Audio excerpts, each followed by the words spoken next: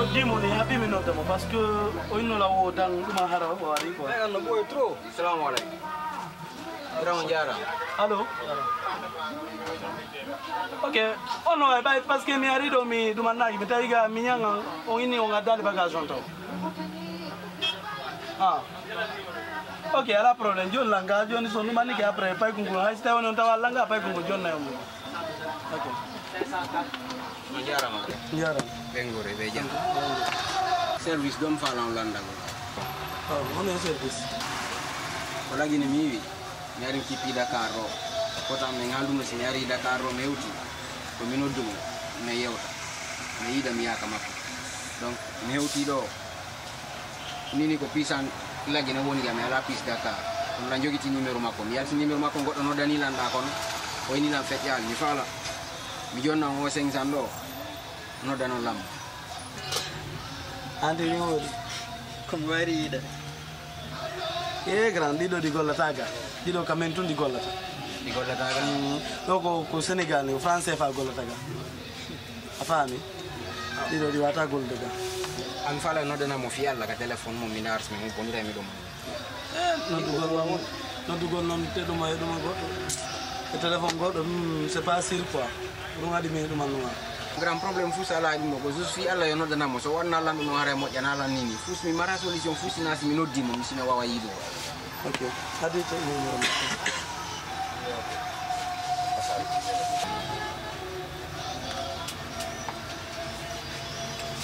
Numéro non manchi de. Una uno con le legge.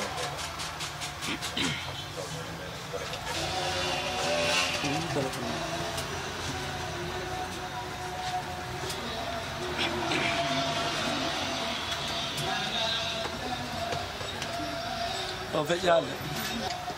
Tanti te jontum daron, tanti te. Ngasa fe jay.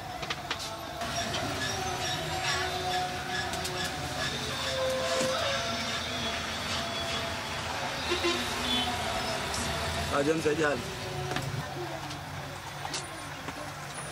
Le téléphone. Sana ni vrai baba goto yagal ko dum do. Ko gogo gota wala wadde do. Ina dum ko no gango wata ni yo mimo mi ara Dakar ame o tam mino dabota numéro mako kala fe. Kono mo wata jettire dum no. Mi anda ko mi joldugo mi jaw. Ko vrai baba goto yagal wala ngolude do.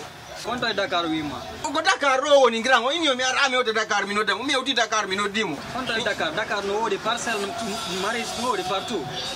Ko Dakar wila grand Dakar do. Mi ari an Dakar mino no demo numéro ngala fe jude. Dakar ko capital ngal grand.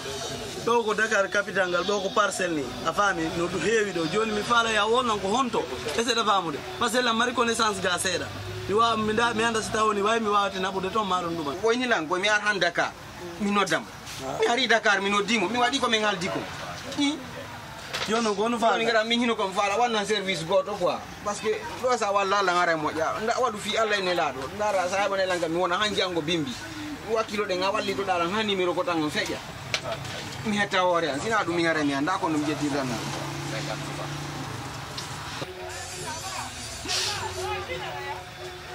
awola rigo ya jen ko mi lanno gonu fa mi ngara mi hino ko fala wana service goto quoi parce que do sa walla la ngare mo ja nda wadu fi Allah ne lado ndara sa bone langa mi wona han jango bimbi wakilo de ngawalli to dala han numéro ko tan feja mi hetta wore an sina dum mi ngare mi anda ko dum jetti tan habi mi lanno Mimi wawata recevoir ma do c'est la première fois mi yudema afami wata ma recevoir do c'est la première fois mi yur wobbe no ton sa yurmini be wa yurmano ko be yurmata gon donc wata ma recevoir mon frère bayna mi fenan Allah yurmi de grand wala fi Allah ne laado wata accidiran ni nder Dakar mi anda goto andala mi ko tam mi ngala yidu yaw jo don mi yobbe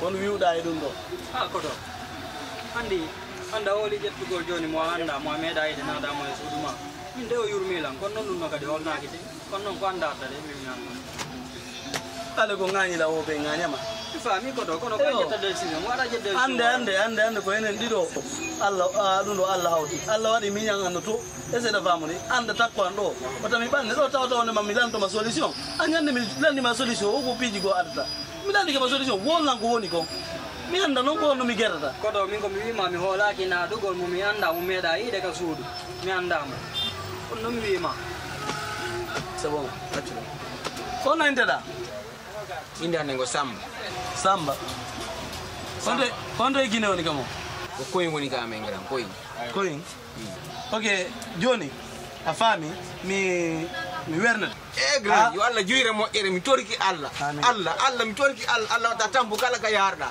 yo Allah wadu barke place on goni ga ko yo Allah beydu tangarde ara sitay woni o dum manike ara postana o yambu afami ayari ka suru na ko to no to man afami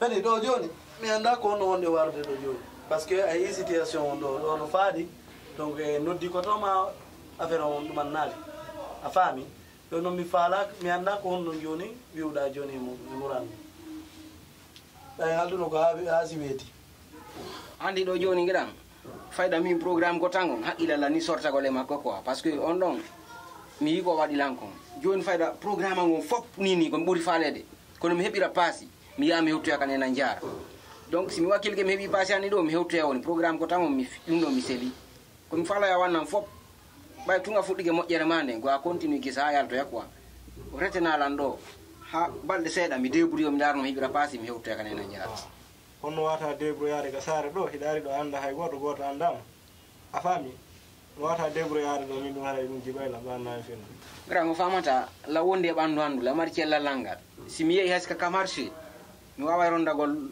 dolle mi dabba pasi andi mi hewtoya kanena njara donc wala ne lanu non grand problème ala joni ga si ala problème joni do grand jentulan andi do mi saga na in do ndarde ma goddum go quoi saga kala ko wadan tollan do kon fi manan dun do ngara ndaral do aro abolan ala dandu wi kono yaltine lando joni kon to mi yata joni abolan ko il faut que me famude parce que mi wata de décision min tout fi kala ko mi ngaduma do afami o do ko mena wondi ka suudu do mi wata wadde fusko dun do on ko anda joni hino do programme yontere mi okkuma do si tawi woni nde yontere timi adu bana andu da mi yaltima afami no grand c'est bon merci yontere ka une semaine dongo c'est fini andar une semaine o mi ngara mi wawi debriyade me ko passé andi mi hewti ala gini vraiment une semaine si lanni andi na mo une semaine si lanni ala lanni ay de la bele yaltima ala na bele yaltima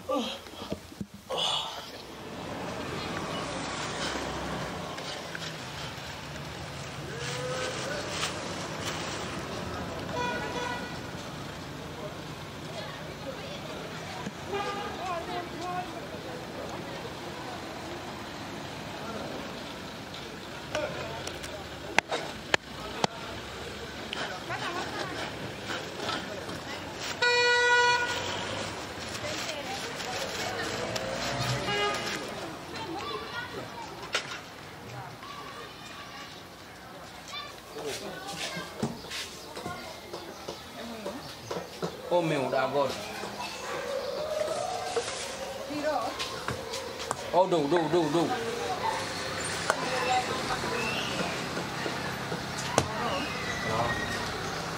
ora voglio ade ora ka dimo ade ora di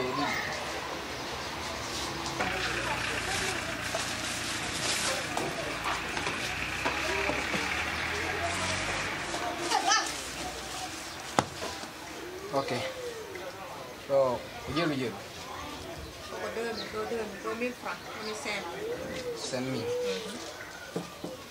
Kuita ne lanse Como ya de bitik no buite? Kuita tage Koko prende ala buite. santi ni ga pharmacy di benite Kawata kamon tu menen ngalaga. so lui dan sala no mi wata so du kuita ne lanse da mi so Ndo ko pri fix ni buite du no woni roni 2000 wa hebude okay yo e penso Ko fara ka churu. Yo c'est bon. Jon non non goɗɗo go soode soy. Ayo.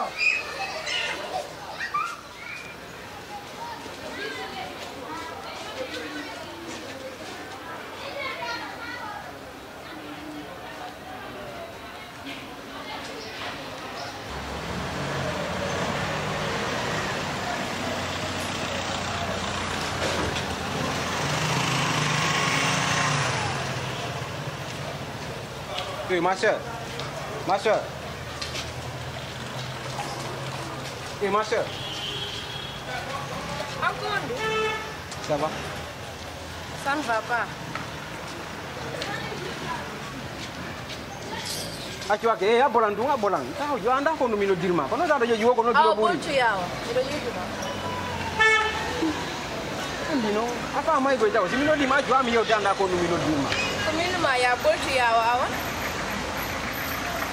Ok, en fait, na ko nuri quoi. Mindo. Yugol ko fala ronka hal no tawai ko mo yagal quoi. Mi wata ide ko mi fala mi ronka hal. Dai si me bata mi hale. Je t'assure. Acu ake de. Na juti ngol quoi. Ka wonda do. Piu ngo kum pet mi fala ko jonna numéro ma. Mi numéro Fi Allah. Onon gorko warka de innala do ndene do filiti ke innu golle mi daro accu nani Acu anda ko numila abo ma sœur s'il te plaît pardon anda ko si numila normal numéro ma. ene anko ndu wadi Sa jabi. beneleya Jonna numéro ma. No gasara minela ma mi wawa yottinde. Mi wawa yottinde do. awa yalti hiltito da ko benelu ma do innabe wawata wonde Mi wawa yottinde. Jonna numéro ma s'il te plaît. wawata wonde a episa anko honno Allah jonna numéro Allah fi Allah jonna numéro ma. Je t'en prie fi Allah ina la jonna. eh accu nani Fi Allah jonna numéro. ta la julbe Allah be foko karti amen de anani ka Ma sœur, yo n'est-ce que code don jonna code don ngasna numéro. Asna numéro fo jonna code don. Pardon wadna do numéro ma. Mi wata ma kiti den ya andom fenantama. kiwon Sincère do saga mento numéro ma. Na sama me ko fala andu gol makwa. alhawa fillaki nan mi wona ɓeɓe wawi to ko beddaji fewi on Anda nangirɗaɗa ko mi fala hendo gol. ono nangirɗaɗan taw awa hara fillonama nani ka mor Wata yawa jonna la numéro ma s'il te plaît jonna numéro. Jonna numéro ma. Pardon. Pour l'amour de Dieu. Jonna numéro ma. Jonna numéro. Wado numéro ma. Wado numéro ma quoi. Awada mo wado numéro ma. Wado certo. Tabiji ko juti quoi. Wado numéro. Wado mo. Wado numéro. Abu mi dara si fete. Pardon, abu mi dara. Pardon, s'il te plaît.